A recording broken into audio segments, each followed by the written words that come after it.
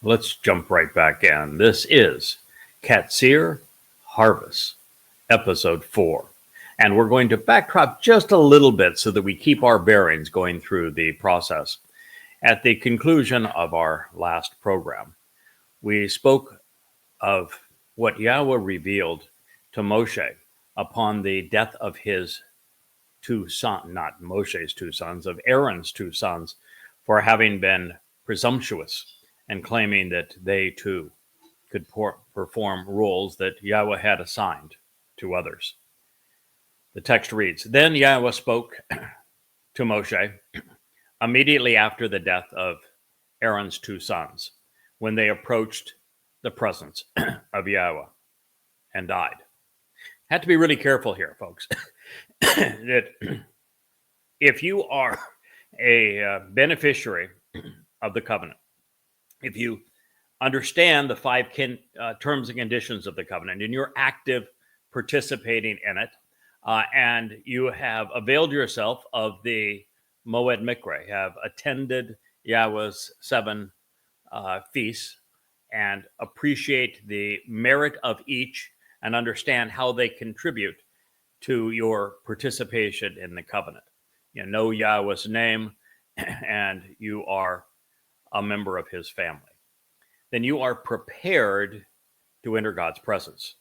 But if these things don't exist, if you're referring to God by an errant name, if you are have a tinge of self-serviceness as part of your agenda, where you're pursuing something apart from Yahweh's instructions, as were Aaron's sons, if you are acting out in a manner that deviates from those that Yahweh has chosen, then you're ill-prepared to be in God's presence, and that means death if you try. You're literally incinerated. There's a reason that God went to all this trouble to perfect us and to prepare us to be with him. And when we negate those things, or we try to change them to serve our own agenda, really bad things happen. So therefore, Yahweh said to Moshe, speak to Aaron, your brother, so that he does not come at any time to the set apart place of the home through the curtain to the presence of the mercy seat, ha-kaporeth. He's not prepared for that at this point because, well, he's been a dunderhead almost all the way through the process. God continues, which provides the benefit of the relationship upon the ark. The mercy seat of the ark, exceedingly important for us to appreciate. What it represents is the very place that God makes it possible for us to be part of his family. The covenant is his family. The man through whom God established the covenant is actually not Abraham. He delineated the terms and conditions of the covenant through his narrative with Abraham, but he established the covenant with Dod. And that's the reason that the Ark of the Covenant has a mercy seat, because the Kaporeth is also Dod's seat of honor.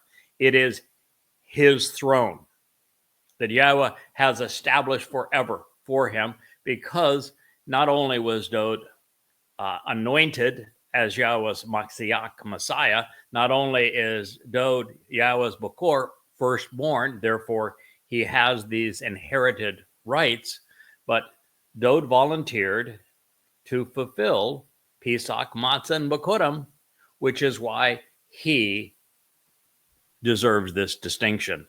But it is his mercy seat, because it is he who will be anointing it for us upon Yom Kippurim in year 6000 Yah, 2033. And so it is the basis of our entry, not only into the covenant, but into heaven and for all eternity. He says that way he will not die. Should he follow God's instructions, he won't die. Should he neglect God's instructions, take upon himself a authorized role that he does not have, or change God's instructions to suit himself, he's going to die. Indeed, I will appear and be visible within a cloud above the mercy seat. Now, God's presence above the mercy seat is not everlasting. He appeared above the mercy seat of the Ark of the Covenant during the Yatsa Exodus, because Yahweh was abiding in their presence. And there were times thereafter where he would appear again on the mercy seat above the Ark of the Covenant, but he could not reside there all the time. For example, when the Ark of the Covenant was taken by the Philistines, God's presence couldn't be upon it, or it would have killed everybody that even touched it.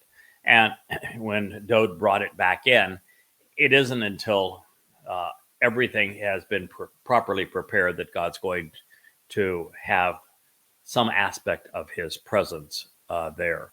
And so right now, where the Ark of the Covenant is being stored and protected for Dode's return to anoint it on Yom Kippurim in harmony with the Torah's instructions, Yahweh's presence isn't upon it at this point, but it will return to it in due time. And when it returns, it's not going to be within a cloud. It will be visible, because all those who are in the vicinity will have been prepared. When we speak about the fulfillment of Yom Kippurim in year 2033, year 6,000 Yah, everyone will have been prepared by the sacrifice of the Adamah Parah and what Yahweh does through that sacrifice, just as we are prepared by the sacrifice of Dode, both on Pesach and Matzah, and what Yahweh did with his great courage and compassion. In this, Aaron will come to the set-apart place with a bull from the herd. We recognize that this bull is symbolic of the role that I've been asked to play. My job is to stamp out demons, whether they be those acting as religious terrorists attacking Israel, which is why I rewrote Prophet of Doom as the 5 volumes of Goddamn Religion, or they're demonic spirits, as in the case of Allah and so many others that are working against the interest of Israel, and ultimately, of course, Hasatan, the ultimate of serpents.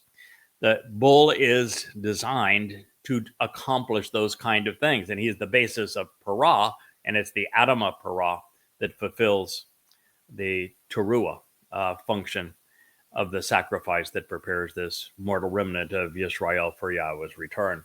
So for someone like Aaron, who has been presumptuous in the past, who was part of a rebellious group that was headed by his sister, that claimed that they too spoke for Yahweh, as a man who delved back into the religious idolatry of Mitzrayim, as well as many are doing it now, going back to the paganness of Babylon. You have to be really careful about this sort of thing, because there's only one way back, and that's to come with the bull. And this bull is not going to be accommodating in that regard. And this bull is necessary. For him to arrive with the bull is because he was wrong, because Aaron had consistently missed the way. And he must also come with a lamb. The bull gives him the opportunity to even approach, and then the lamb provides new life. So as we continue, we read that he should wear a covering of linen, which is set apart. The linen undergarments should be on his body, along with a linen sash, which he shall wear, in addition to a linen headband. He should wrap these set apart garments around himself, so that he should bathe his body and then put the clothing on. One of the highlights of this that I didn't share previously was the two mentions here of Kodesh. There are hundreds of things that can probably be considered Kodesh to Yahweh, scores of them that are actually named Kodesh. And, the Torah is Kodesh, the Spirit is Kodesh, the Israel is Kodesh, the covenant is Kodesh, Dod himself is Kodesh. There are just so many things. Yahweh's name is Kodesh that represent Kodesh. We are supposed to be set apart. There's been a movement here that probably, I'll have to share it with you later because it's just too sad and too funny to interrupt this program with it. But there is a movement that has made way too big a deal of the Kodesh being attributed to the Ruach, because there are Ruach that are not Kodesh. There are many Ruach, and the fact that the Ruach is called the Ruach Kodesh is similar to many other things being called and designated Kodesh by Yahweh. And the other thing that I did share with you on this last program is that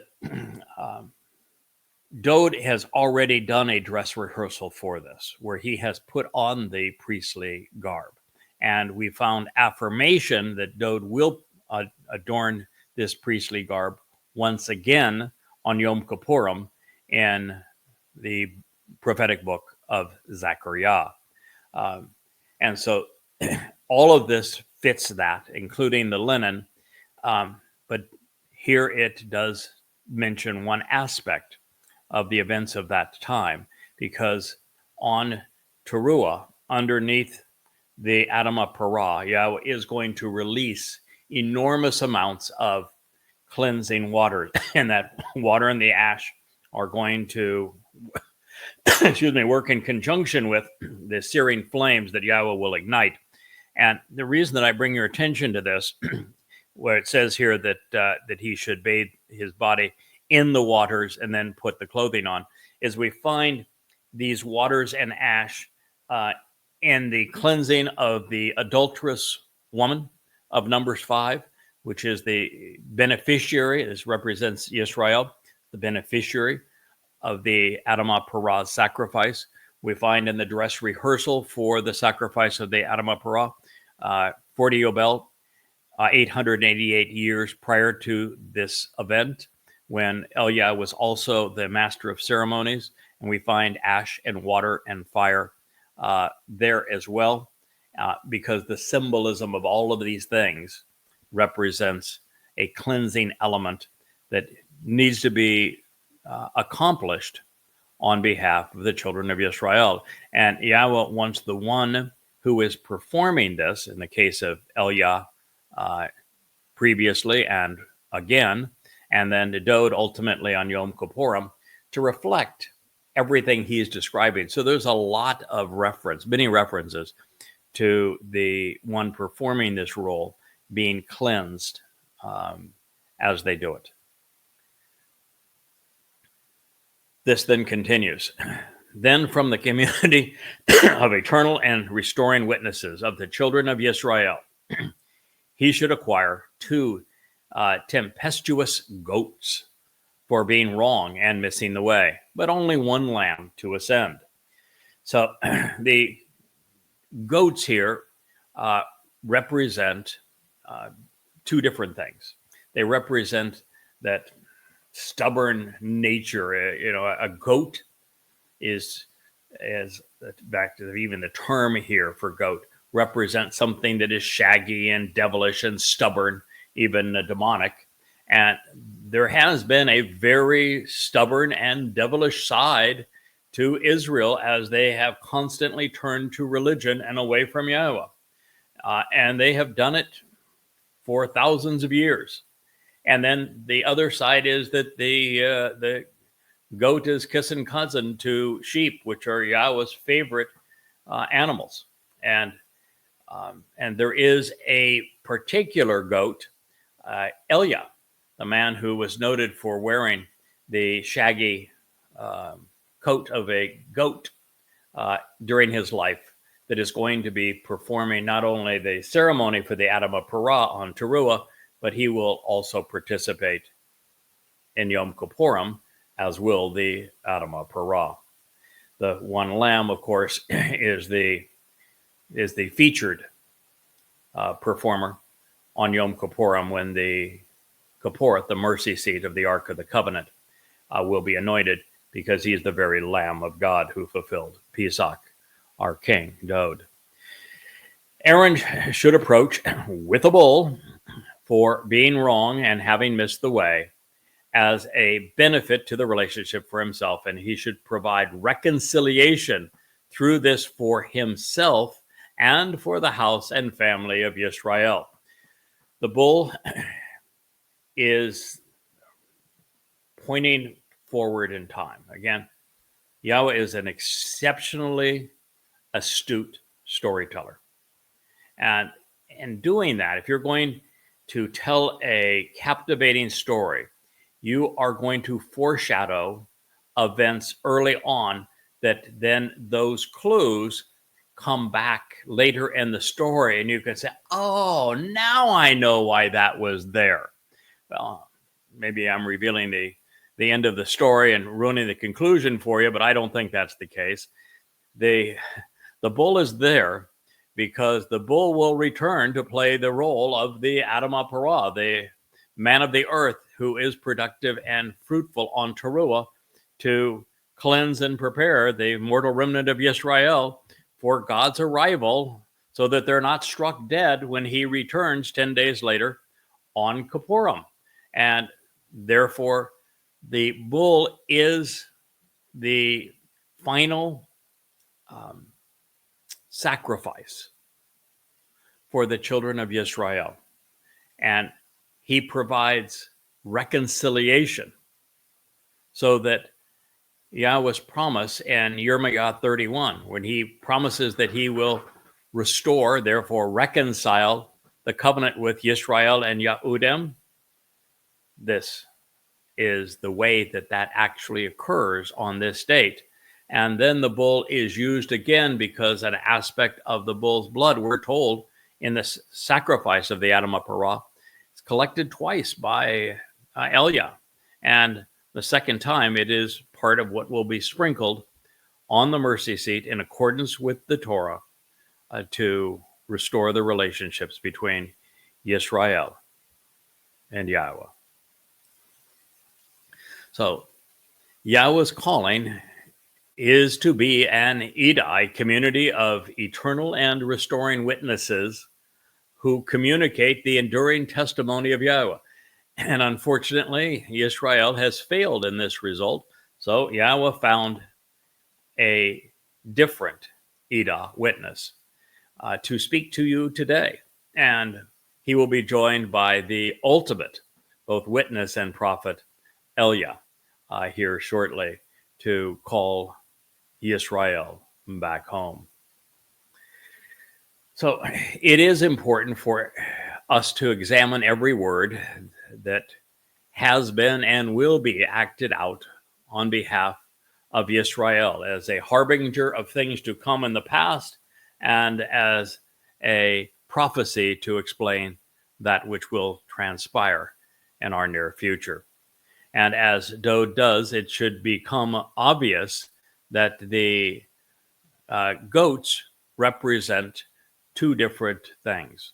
One is Elia, who will be there to perform this grand ceremony on behalf of Yahweh to fulfill the Moed Mikre of Towrah, and also contribute to Kippurim when Dod returns. But it also depicts the wayward and antagonistic nature of Yisrael throughout the ages, probably explaining why there are two of them. And with many continuing to run away, they will not all be allowed inside. Then he will grasp hold of the two tempestuous goats, this pair of shaggy, devilish, and stubborn goats, and present them before the presence of Yahweh at the entrance of the shining and clear tent of the eternal witness to the restoring testimony of the appointed meeting. This is Moed, which speaks of Ed, and Ed in Hebrew it means everything from restoring and eternal to witness and testimony. So fully amplified, it is a restoring witness to the eternal testimony. These are also describing Yahweh's 7 annual meetings to be called out each year: Pesach, Matzah, Bekurim, Shavua, Teruah, Kippurim, and Sukkah. The tent itself, which will be replicated in the last 3.5 years on top of Mount Moriah as a backdrop and a home for Elia and Yada to speak to the children of Israel, is from Ohel, which also would describe that which is shining and clear. And you'll note that these goats were presented at the entrance of the tent of the eternal witness. They didn't come inside behind the curtain. And Elia should provide an opportunity with lots, determining the outcome for the 2 stubborn goats, with one to approach Yahweh and the other lot as the scapegoat. The scapegoat is the one that goes away. It is Azal, to go off. It is possibly even from Azab, which would be to be estranged and forsaken. Aaron, who is the alternative, should approach, Karab, come near, with the devilish goat, the Seir, which, for the benefit of the relationship, the lot ascended upon to approach Yahweh. It will act as the resolution for having been wrong and missing the way. Of course, the role that Elia plays as the goat of Yahweh in this story, and the most positive way, because obviously Yahweh loves Elia. It's just not there's no one else like this, that Yahweh not only brought out of a very troubled world after he had accomplished his mission of rebuking the religious and political establishment of Israel, and an amazingly entertaining soliloquy, but that he's bringing back for the most important time in human history, this last hurrah to come to accept Yahweh by name and your Messiah, Dode. It says that the stubborn and devilish goats, which to show the way to get the most out of life, the lot ascended upon as the scapegoat, shall be presented alive before the presence of Yahweh to provide reconciliation with it, dispatched and sent away with it as the scapegoat to the place where the word is questioned. Perfect. No reason to take Eliah's life. He is performing this marvelous act. In fact, if you notice, there hasn't been any bloodletting thus far. This is all a symbolic act to explain how Yahweh is going about resolving this long-standing rift between the children of Israel and himself. The idea of a scapegoat, of course, was ingenious, something that everyone could understand, and moreover, using a stubborn and tempestuous goat rather than a lamb would help drive home the point. Similarly, it would have been impossible for Aaron and the chief priests after him to miss the significance of the bull, both representing this terrible reversion to religion with the episode of the golden calf mimicking the religion of the pharaohs in Egypt, and of the bull performing such an important role as the Adamah Parah in their future. The bull literally providing reconciliation for the remnant of Israel. Aaron should approach with the bull for having been wrong and having missed the way for his benefit and for the purpose of reconciliation through this for himself and for the house and family. And he should prepare the bull to be consumed, the resolution for having been wrong for his benefit.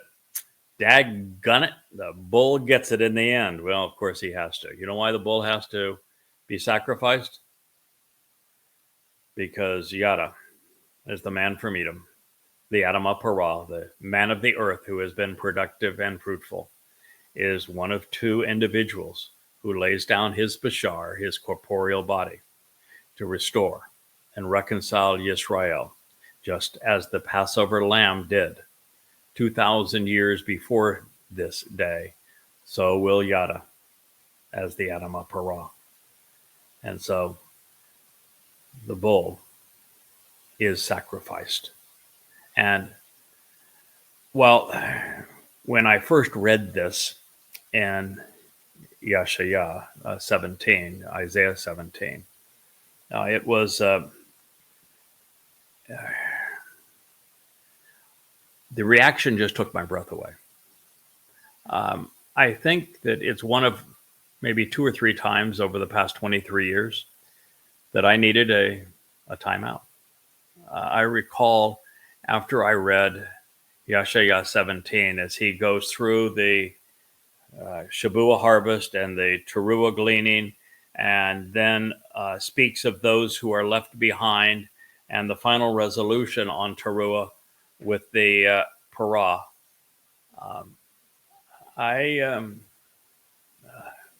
I was both exceedingly happy and also a bit concerned. There is nothing more wonderful than knowing, after having lived a life that matters on behalf of Israel, having done as Yahweh asked to reconcile the relationship with his people, there would be a crowning achievement of sorts, this opportunity to genuinely shine, to show my last ounce of devotion on behalf of Israel. And I was proud that Yahweh would trust me to do so, that he would know that I would willingly do so, that I would be proud and honored to do so for his people. I've devoted my life to them and to him and to Dod's return, which is facilitated by this sacrifice of the Adamah Parah. But initially, when you first confront this and you know you're it, there's a bit of trepidation.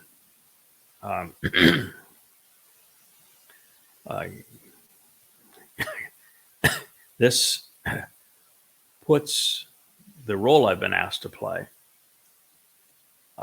darn near on par with Dode. I mean, it's not there. I gotta say, there's the difference between what I've been asked to do is like the sun and the moon relative to Dode, but yet the moon in this time of darkness is our primary source of light, and it's the closest thing we have here on Earth for a source of illumination during the nighttime anyway. And what God is saying is, you're number 2. Been 100 billion people that have lived on the earth. And when God designates you as such, you know, okay, that's very serious. Now, I better make certain that everything I do from, well, as I had prior, everything needs to be completely devoted to meeting and, if possible, exceeding Yah's expectations. And so, yes, the bull is sacrificed to reconcile the relationship with Yisrael. And each year prior to this, when it's done correctly, when the symbolism is carried out correctly, the bull nourishes the children of Yisrael so that they grow up and become the children of God. It is for the benefit of Yisrael, because for so long Israel has been wrong. This is Kara, Leviticus 16:11. And this again is a harbinger of what will occur. It is a prophecy and a Torah teaching. There are lots of prophecies like this throughout the Torah, and this is one of them. And this, by the way, is Yahweh himself speaking to Moshe. So we have this on really good authority, that he should obtain some of the blood of the bull, and he shall sprinkle it with his finger on the surface of the mercy seat. When you read the story of the sacrifice of the Adamah Parah in Numbers 19, you'll find that Eliah collects some of the blood of the Adamah Parah. And this is why he collects it. And it will be Dod who splatters it on the face of the mercy seat of the Ark of the Covenant to give Yisrael new life. It will be I should say that I've always thought that my single most joyous moment in life, the one that would cause a man who has been far more head than heart to break down in tears and cry like a baby, is my request to be in the back of the room as Yahweh greets many of those who are part of the covenant because of what we accomplished together, which will be almost everyone, if not everyone, who is part of the Shabuah and Towrah harvest. And just to see the joy on Yahweh's face as he greets a family member face to face for the first time, I thought would be the greatest reward ever. You don't want to say anything; you just want to share in the moment. But I don't think that is going to be the most amazing experience of eternity for me. I think that my nefesh being alongside Yahweh as I watch my king, Dod, anoint the mercy seat of the Ark of the Covenant with just a smattering of my blood, and recognize that all of those who are cheering, all of those who have gathered, all of those now basking in Yahweh's light, cleansed by the waters and the ash and the searing, soaring flames, are here largely because of what we did together, because of what Yahweh did with the sacrifice of the Adamah Parah. I just think that moment will be such that I'm glad I won't have legs, because they wouldn't work. So we read, and so Aaron is the alternative. He is the stand-in here for Dod when it really matters. And he will obtain some of the blood of the bull, and he will sprinkle it with his finger on the face of the mercy seat. When Yahweh told Dod that he wouldn't be building the house for Yahweh's name, after he had acquired the threshing floor on the top of Mount Moriah, after he had accumulated almost all the materials, after he and Yahweh had built this diorama of exactly what it was going to look like, and Yahweh explained every nook and cranny, you know why he told Dode that he wouldn't be building it?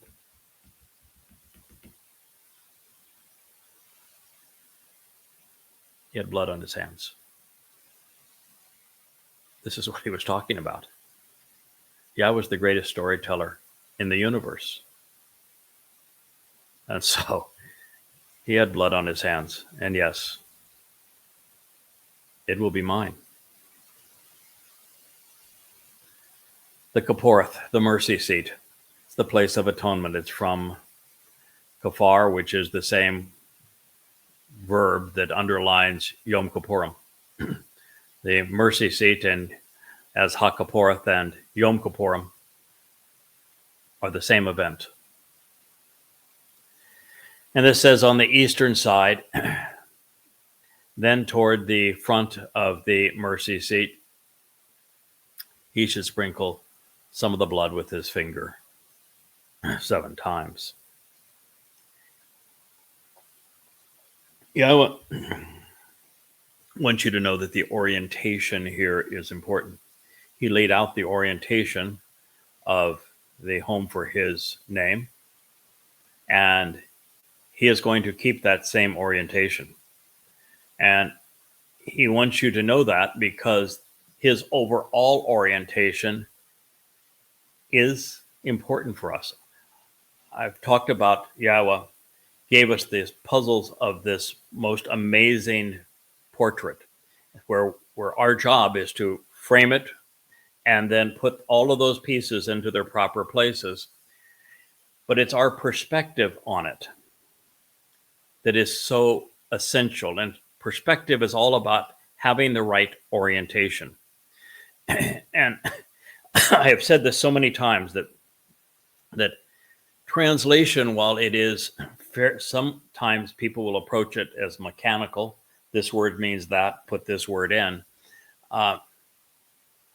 It's about 10% mechanical and about 90% having the proper orientation.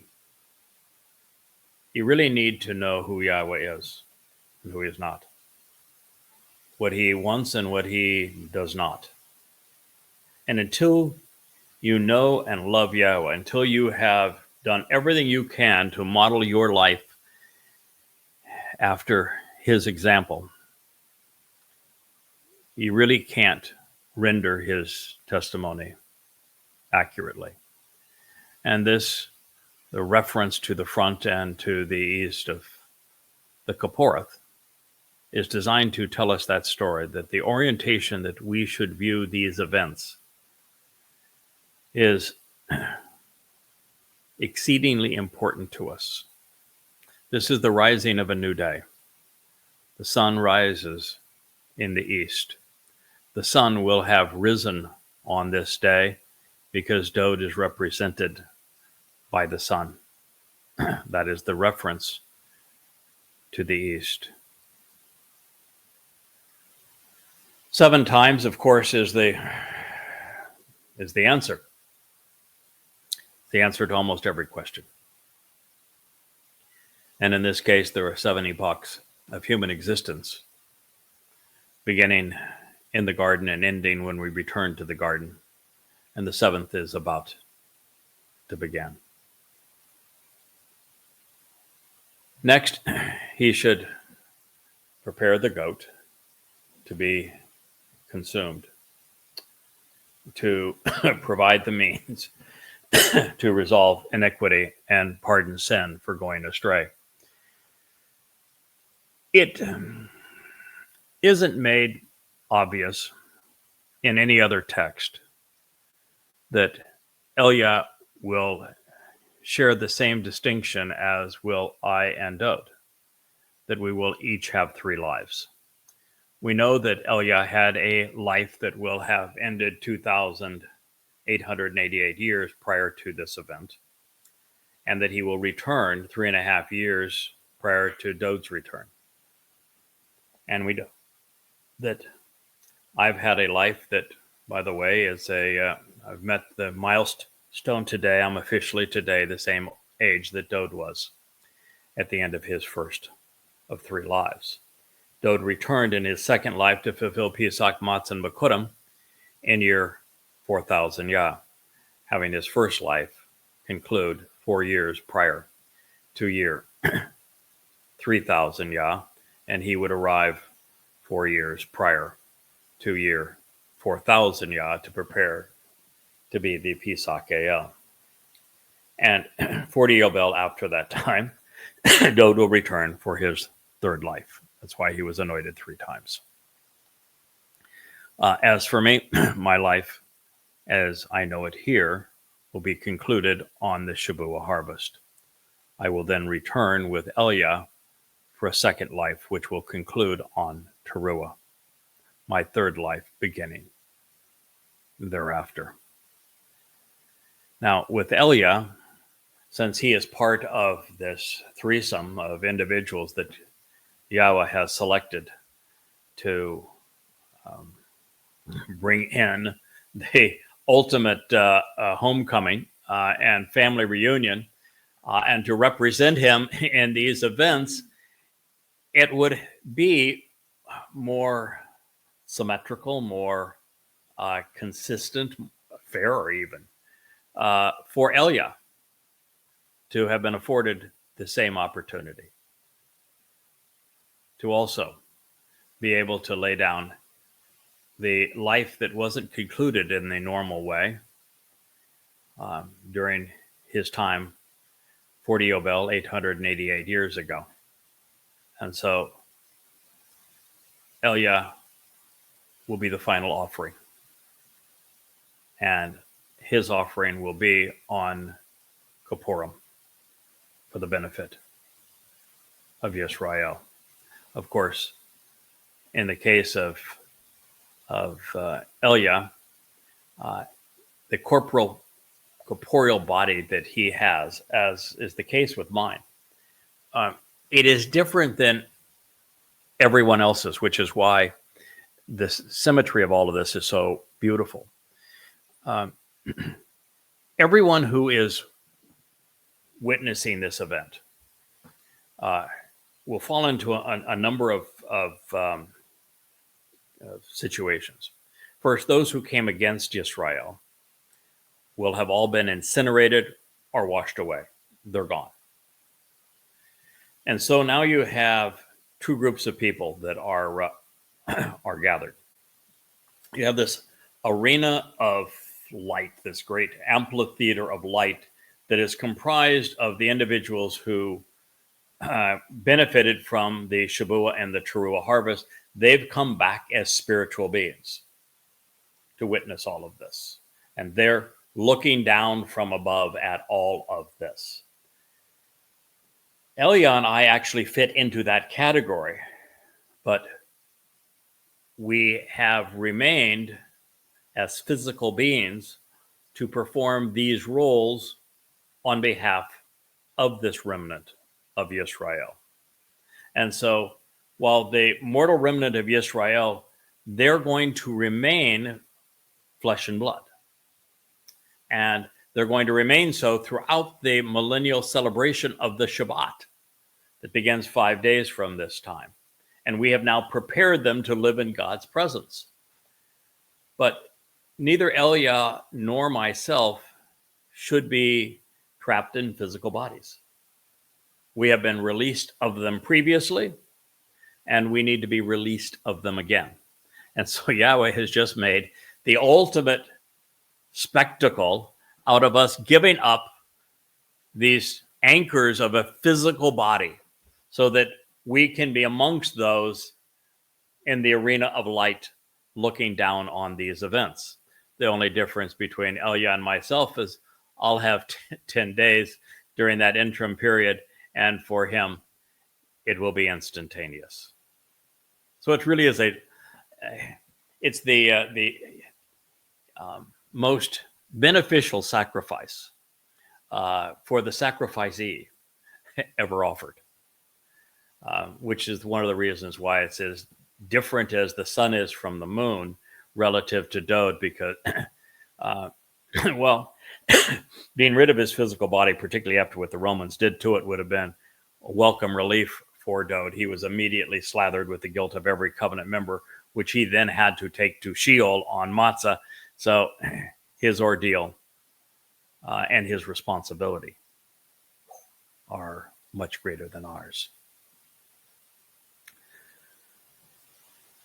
So, resuming this, and maybe I should apologize for going off and explaining all of these tangential ideas and insights, but for me, these glimmers, these little sparkles of light, the different shades of the picture, this is the part that I think is so interesting. And when we understand how all the little details fit together, our understanding of God's ultimate portrait and what he is offering and expects in return becomes so much richer. It gains dimension. So next he should prepare the goat to be consumed, to provide the means to resolve iniquity and for the pardon of the sin of having gone astray. Boy, and Israel had done that for a very long time, for the benefit of the people, and return with its blood towards that which is part of the house through the curtain, and do so with its blood as he did with the blood of the bull, and as he did sprinkling it upon the Qatsyr, the mercy seat, toward the front of the Qatsyr mercy seat. Qatsyr 16:15. Thereby he shall provide reconciliation. What is the day that this will occur? The day of reconciliations. What's going to happen on this day? Our Messiah and King, Dowd, the very Passover lamb, is going to perform these very instructions as delineated in the Torah, and the mortal remnant of Yisrael will be reconciled with Yahowah. Thereby, my producer and fan club, and wife, and chief cook, keeper of the castle, such that it is over there doing a whoop whoop for us. We'll get her mic'd soon. Thereby, he shall provide reconciliation upon the set apart place, the most set apart, as a result of the impurity and the filthiness of the children of Yisrael. And when you read the story of the adulterous woman, this should also come to mind. They are no longer adulterous. The children are reconciled with their father. And a result of their religious rebellion and political defiance, which is no more, it will be resolved, along with the realization that they have been totally wrong and they have all wandered away. It's true, but not anymore.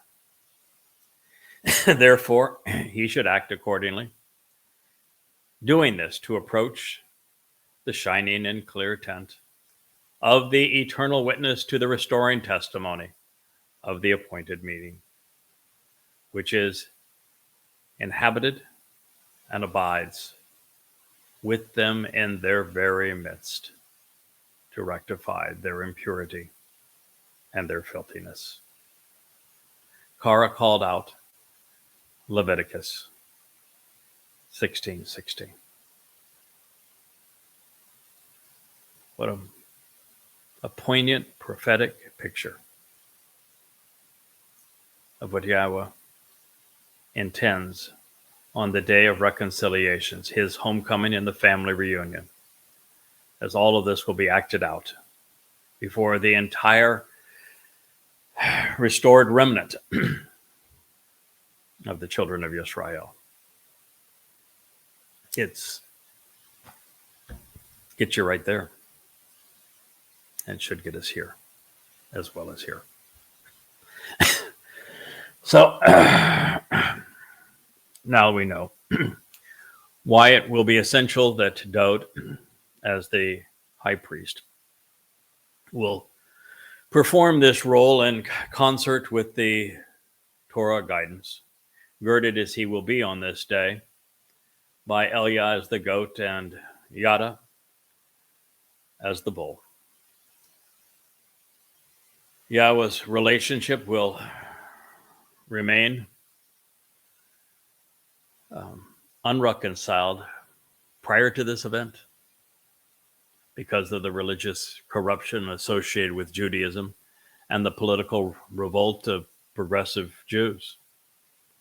But those who availed themselves of the sacrifice of the Adamah Parah come to celebrate Yahweh's return with his son Dowd will find themselves in this wonderful position come sunset on October 2nd, 6:22 p.m. Yom Kippurim in year 6000 Yah, October 2nd, 2033. Yahweh is focused on honoring the promise he made to Abraham. And that is that he would reconcile his relationship with his people. And now you know how. So God has outlined the means to cleanse the religious rebellion, very much as it is described really in Numbers 5, which was also prophetic, using many of the elements from Numbers 19, equally prophetic. His people will be the beneficiaries of God's plan. With the symbolism of the blood of the par that is sprinkled once on the side of the Kipporeth and then 7 times on the face, so 8 times in all, not only symbolizes eternity and the 8th day of Kippurim, a new beginning for us throughout all eternity. As I've mentioned to you previously, it is why we are told that Dowd had blood on his hands. To provide full disclosure as we contemplate Yahweh's instructions regarding the upcoming Shabuah harvest, boy, we got a little far afield of it, but these stories are all interwoven together. There is a cognate of par, which represents a redeeming note. Para means to thrive, living a fruitful and abundant life. And this beneficial alternative begins to explain why bakar, first thing in the morning, we are encouraged to be productive, contemplating the consequence of being part of this herd. Should this be what God intended, we would be wise to consider the available information and then respond appropriately to the opportunity, which is essential to being part of his family. We might also consider that with par bulls, the bad tremendously outweighs the good from a religious perspective, but the good tremendously outweighs the bad from a relationship perspective. Now, before we call an end to this program, I'm going to share these lines with you. God's Torah declaration on Shabuah is where we also find Bokur. If you recall, Yahweh said, and one echad, bull, representing that which is both frustrating and divisive, but also fruitful and productive. A young male in the morning to encourage being perceptive, contemplative, discerning, seeking and considering the available information and then responding appropriately. Ha bakar bakur, looking to grow and to be fruitful as the sun rises. The two rams representing the upright pillar and the doorway. The same three consonants that vocalize bakur mean daybreak and rising sun. Satan's name, to show the negative side, Halal ben Shakar, was written, which is written Halal ben Shakar also, means the arrogant son of the morning, the rising star, and early in the day. Additionally, Bakak conveys empty and void, laid waste and devastated. And that may be why Yahweh wants us to bakar, to consider and reflect upon our condition as a consequence of having been confused and having misinterpreted his instructions with counterfeits of religious mythology like Judaism, Christianity, and Islam, as well as progressive politics. The celebrants of the sun's annual cycles, this fixation on renewable energy, this devotion to Mother Earth in the form of environmentalism, are giving the more overt religions competition when it comes to false worship.